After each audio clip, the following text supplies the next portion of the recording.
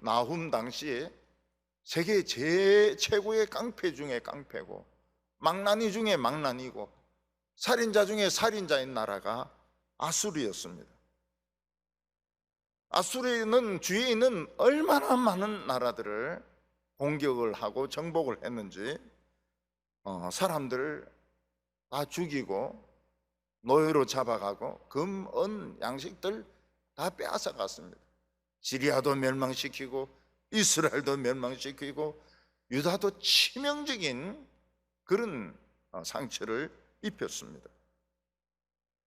그때 나훔은 뭐라고 말씀하시는가 하면 조금 지나면 아수르가 멸망할 테니까 하나님의 백성들은 좀 더 기다리라 이렇게 말씀하고 있습니다. 그 말을 믿는 사람이 아무도 없습니다.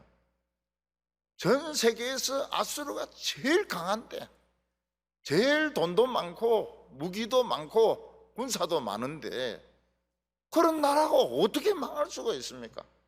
나훔 선지자가 뭔데? 나훔 선지자가 핵무기를 가지고 있습니까? 나훔 선지자가 장군입니까? 나훔 선지자가 조금 있으면 아수르 망할 테니까 좀 기다리라. 아무도 그 말을 믿지 않고 있었던 것입니다. 오늘 첫 번째는 보면 하나님의 파괴자가 있다 이렇게 말씀하고 있습니다.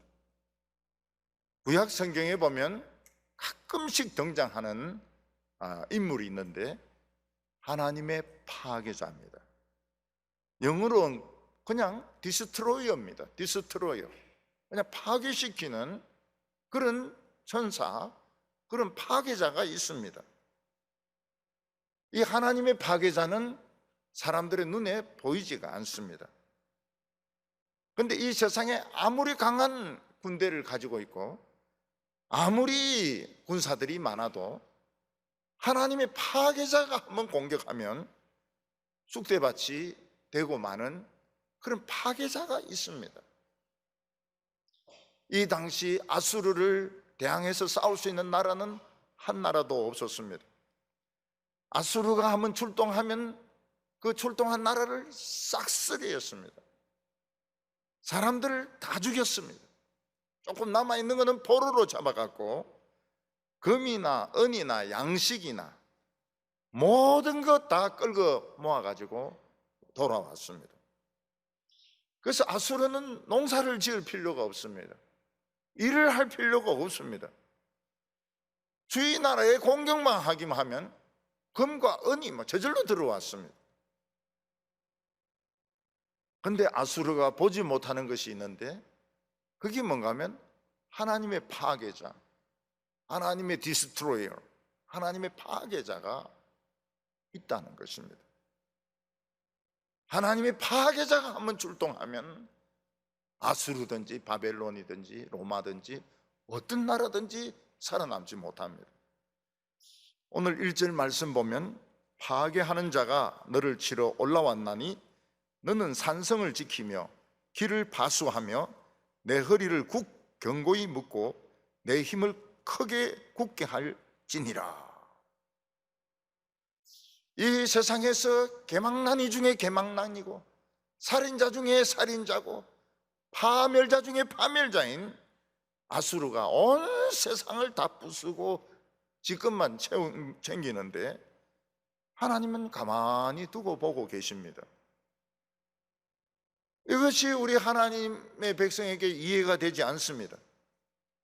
왜 하나님께서는 이런 악한 자가 통치자가 되게 하고 이 악한 나라가 전쟁을 일으켜서 주위에 있는 모든 나라를 다 파괴시키는 것을 내버려 두고 계시는가? 우리에게 아주 어려운 숙제입니다. 하나님은 왜 전쟁을 허용하시는가? 왜 하나님은 악을 허용하시는가? 왜 믿는 자에게 복은 오지 않고 왜 하나님의 백성에게 고난이 오는가? 왜 하나님은 고통이 와도 하나님의 백성들을 그냥 내버려 두시는가? 아주 어려운 숙제인 것입니다. 오늘날도 악한 사상을 가진 자가 나타나서 국민들을 선동합니다. 반대파들을 그냥 감옥에 가두고 또 전쟁을 일으켜서 사람들을 죽이고 이러는데도 하나님은 그냥 내버려 두시는 것입니다. 우리는 그것을 이해할 수가 없습니다. 왜 하나님은 악한 자를 방치하시는가? 왜 하나님은 전쟁을 일어나게 하시는가? 왜 수많은 사람을 죽도록 내버려 두시는가? 여기 나훔 선지는 파괴자가 올라와 있다 이러면서 니느웨에 대해서 비꼬는 말을 하고 있습니다. 너희들 산성을 한번 지켜봐라. 길도 잘 지켜라. 그리고 허리를 견고하게 하고 힘을 굳게 해봐라. 그래가지고 하나님의 파괴자하고 한번 싸워가지고 너희를 지켜봐라. 너희들 한번 이겨봐라. 이길 수 있는지. 그러면서 그들을 놀리고 있는 것입니다. 비꼬는 말이죠. 이 말을 아무도 믿지 않습니다.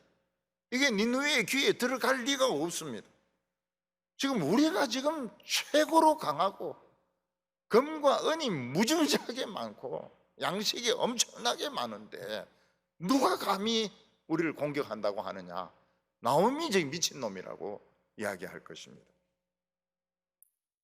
이때 나홈 선지는 이스라엘 백성들에게 두 가지 얼굴을 가지고 있다고 말하고 있습니다. 2절에 여호와께서 야곱의 영광을 회복하시되 이스라엘의 영광과 같게 하시나니 이는 약탈자들이 약탈하였고 또 그들의 포도나무 가지를 없이 하였음이라. 이스라엘 백성들에게는 항상 두 가지 얼굴이 있습니다. 하나는 무엇입니까? 야곱의 영광이 있습니다. 또 하나는 이스라엘의 영광이 있는 것입니다. 야곱의 영광이란 건 세상을 따라가고 사람을 따라갑니다. 그래서 세상에 화장품을 덕지덕지 발라가지고 아주 천박한 그 아름다움을 나타내고 있는 것입니다. 이것은 세상에 아첨하고 세상에 뇌물을 주고 세상 사람이 하자는 대로 해서 자기 생명을 유지하는 것인데, 이런 야곱의 영광을 가지고 있으면 막 아수르가 미쳐서 날뛰입니다. 아수르의 밥입니다. 아수르의 밥. 야곱의 영광은 아수르의 밥입니다. 지 멋대로 설칩니다. 그러다가 하나님 백성이 정신을 딱 차릴 때가 있습니다. 아, 내가 이래 믿으면 안 된다. 내가 하나님을 바로 믿어야 된다.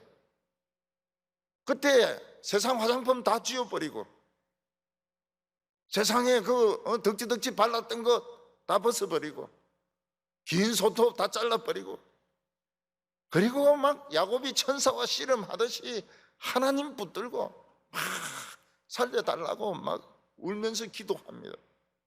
엉치뼈가 위골되기도 하고 땅에 질질 끌려가면서 축복 안 하시면 내가 당신을 보내지 않겠다고, 뭐 사람이 뭐라고 하든지 그 듣지 않습니다.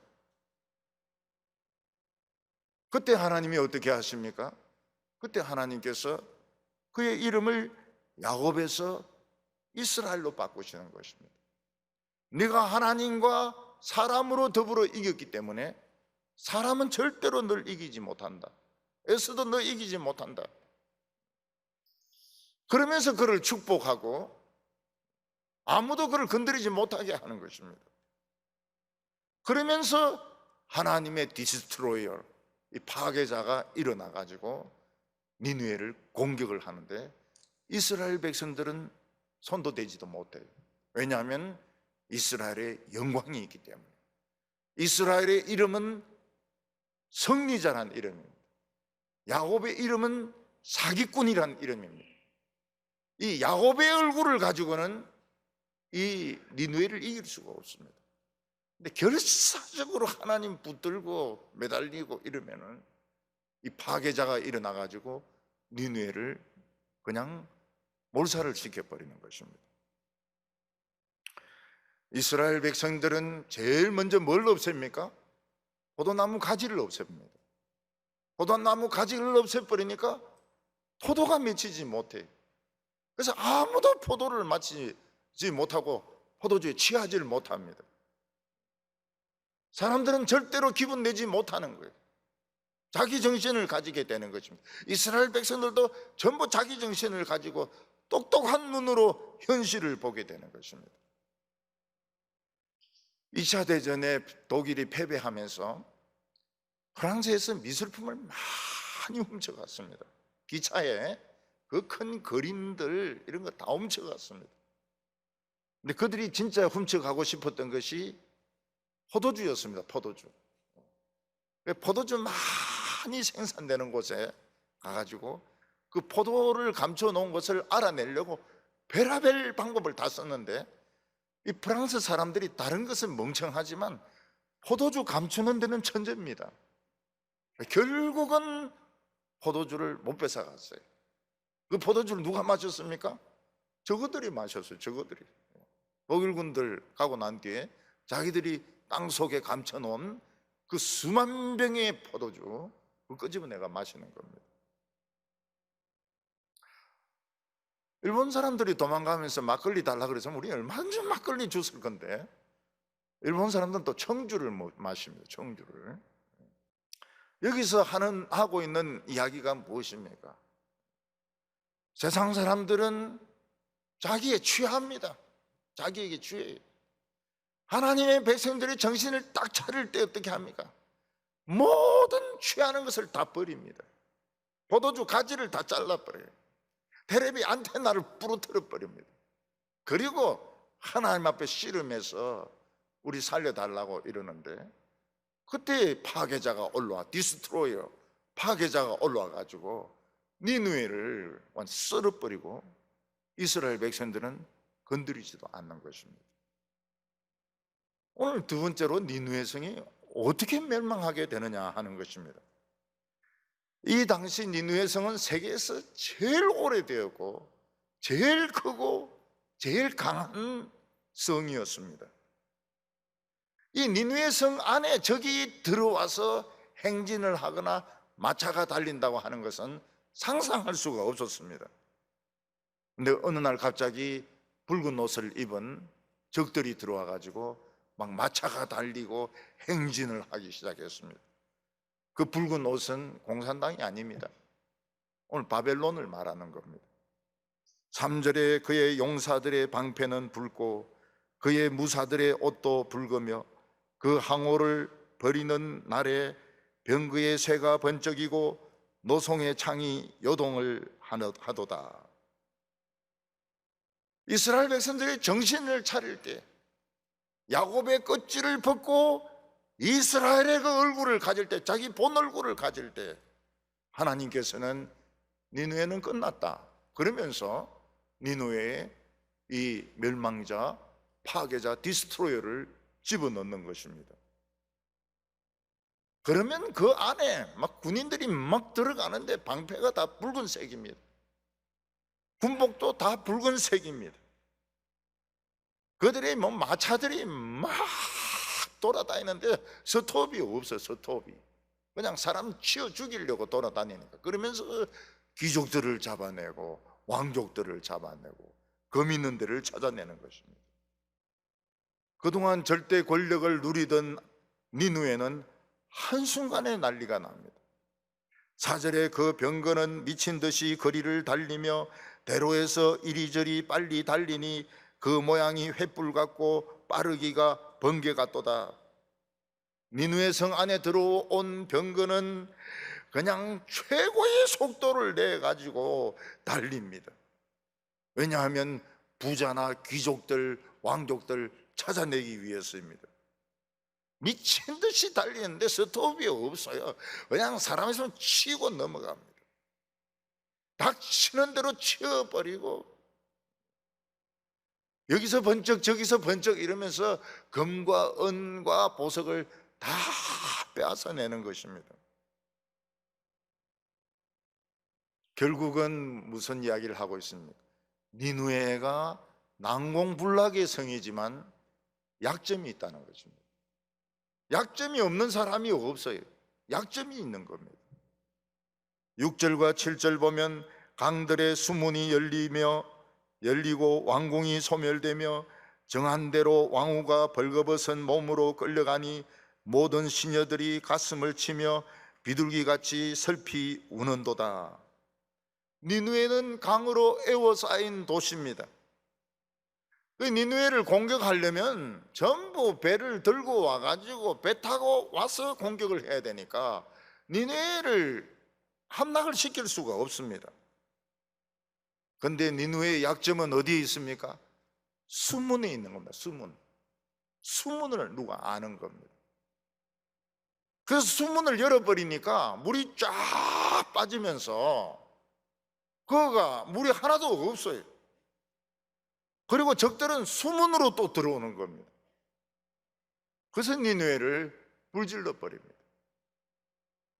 정한 대로 왕후가 벌거벗은 몸으로 끌려간다. 정한 대로 하는 것은 하나님의 말씀대로, 나훔 선지의 말대로입니다. 오늘 세 번째는 니느웨의 지나친 욕심을 이야기하고 있습니다. 사람들은 자기가 꼭 필요한 것만 가지지 않습니다. 좀 더 여유 있게 돈을 가지든지 물건을 가지든지 해서 좀 풍족하게 사는 것을 원하고, 또 미래에 어떤 일이 일어날지 모르니까 좀 대비를 하려고 하는 본성이 있습니다. 우리는 그건 나쁘다고 말하지 않습니다. 돈을 저금을 좀 해놓고 또 양식도 좀 저축을 해놓고 그러면서 어려움 없이 지나려고 하는 건 나쁜 게 아닙니다. 너무 신앙이 좋은 사람만 돈 생기면 헌금해버리고, 그리고 돈 떨어지면 막 기도하고, 기도해서 안 되면 돈 빌리러 다니고 이러는데, 그것도 좋은 신앙이지만은 좀 여유 있게 좀 가지고 있다가 병원에 갈 수도 있는 것이고, 양식을 살 수도 있는 것이고, 그런 것이죠. 그걸 꼭 나쁘다고 볼 수는 없어요. 그런데 니느웨는 뭐라? 너무 많이 가진 겁니다. 너무 많이 가진 거예요. 니느웨는 욕심이 끝이 없습니다. 성 밖에 물을 채워서 섬처럼 만들어 놓고 그 안에 금과 은과 양식으로 꽉 채워 놓았습니다. 나중에 니느웨가 망한 뒤에 금과 은을 꺼내는데 끝이 없어요. 끝이 없어요. 자기들 한평생 먹지도 못합니다. 쓰지도 못해요. 그리고 뭘 만들 수도 없습니다. 8절부터 10절까지 보면 니느웨는 예로부터 물이 모인 못 같더니 이제는 모두 도망하니 서라서라 하나 돌아보는 자가 없도다. 은을 노력하라 금을 노력하라 그 저축한 것이 무한하고 아름다운 기구가 풍부함이니라. 니느웨가 공허하였고 황폐하였도다. 주민이 낙담하여 그 무릎이 서로 부딪히며 모든 허리가 아프게 되며 모든 낯이 빛을 잃었도다. 니느웨는 물이 모인 목과 같은 도시였습니다. 약점이 있습니다. 그 약점이 뭡니까? 수문이 약점입니다. 수문을 열어서 물을 빼버리니까 물이 아무 소용이 없어요. 그러니까 사람들이 도망을 치는데 장군들이 서라 해도 아무도 안 서는 겁니다. 그리고 막 사람들이 금을 노력하고 은을 노력하고 이러는데 사람들이 막 얼마나 금과 은을 노력을 많이 했든지 막 무릎이 떨리고 허리가 아픕니다. 허리가 아파요. 하나님은 니느웨를 사자라고 말했습니다. 니느웨는 스스로를 사자라고 했습니다. 근데 사자가 자기 그냥 먹고 싶은 거 있으면 먹고 내버려 두면 되는데, 이 새끼를 잘 키우려고 닥치는 대로 동물들을 잡아가지고 굴 속에 집어넣는 거예요. 그 굴문이 막혀버립니다. 굴이 썩어버려요. 시체로. 새끼들이 들락날락 그러지 못해요. 워낙 동물들을 많이 잡아가지고 그냥 굴에 갖다 넣어버리니까. 12절에 수사자가 그 새끼를 위하여 먹이를 충분히 찢고 그 암사자를 위하여 움켜 사냥한 것으로 그 굴을 채웠고 찢은 것으로 그 구멍을 채웠도다. 아니, 사자라 하더라도 그냥 적당하게 잡아먹고, 그리고 다른 동물들도 살도록 해줘야 되는데, 니느웨는 그냥 자신을 위해서, 자식들을 위해서 금이란 금은 다 뺏어오고 은이란 은은 다 뺏어온 겁니다. 이 꿀을 그냥 금과 은으로 다 메어버리니까 들락날락 거릴 수가 없어요. 결국은 하나님의 멸망의 낙인이 찍히게 됩니다. 아수르에 대하여 이렇게 말하고 있습니다. 13절에 만군의 여호와의 말씀이 내가 내 대적이 되며 내 병거를 불살라 연기가 되게 하고 내 젊은 사자들을 칼로 멸할 것이며 내가 또 내 노력한 것을 땅에서 끊으리니 내 파견자의 목소리가 다시는 들리지 아니하리라 하셨느니라. 니느웨는 각 나라에 파견자를 보냅니다. 금 얼마 내놓고 은 얼마 내놓고 양식 얼마 내놔라. 그럼 다 내놔요. 왜냐하면은 살아야 될 거 아닙니까? 자진해서 금 뭐 부자들 거 다 차출하고 은 차출하고 그래서 갖다 바치는 겁니다.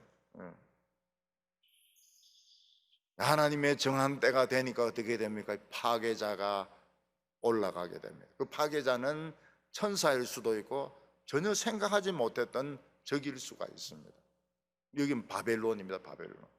하나님이 바벨론을 이용해 가지고 수문의 물을 빼고 수문으로 들어가는 것입니다. 하나님이 악한 자가 마음껏 날뛰도록 내버려 두는 그 시간이 무슨 시간입니까? 자기 도취에 빠지는 시간입니다. 자기 권력에 도취되고 자기 돈에 도취되고 자기 머리에 도취되고 자기 외모에 도취되고. 나르시스 같은 사람은 굉장히 그리스 신화에 잘 나온 잘생긴 남자거든요. 숲에 들어가서 물을 보는데 너무 잘생긴 남자가 있는 거예요. 만지려고 하면 없어져요. 손 빼면 나타나요. 그 잘생긴 남자를 보려고 막 계속 기다리다가 굶어 죽습니다. 그런 놈은 굶어 죽어야 돼. 그게 지 얼굴인데 굶어 죽어야 돼. 우리는 거울 보고 막 너무 잘생겼다 이런 사람은 없는 것 같아요. 우리 교인들 중에서는. 여기 뭐 마스크 끼고 있으니까 막 거울 아무리 봐도 막 그 마스크가 그 마스크고 말이죠. 오늘 성경이 우리에게 하고 있는 말씀이 뭡니까? 아수르는 최강국이었습니다. 그런데 아수르보다 더 강한 누군가가 있습니다. 하나님의 파괴자입니다. 하나님의 파괴자가 준비하고 있습니다.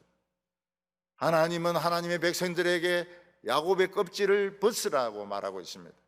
세상의 껍질을 벗으라. 아첨하고 사람 비 맞춰주고 사람 의견 따라주고 그래가지고 잘생긴 거는 세상 못 이긴다는 겁니다. 이스라엘이 돼야 돼. 다리 절면서 하나님께 매달려가지고 축복을 받아야 되고. 아수르는 약점이 있습니다.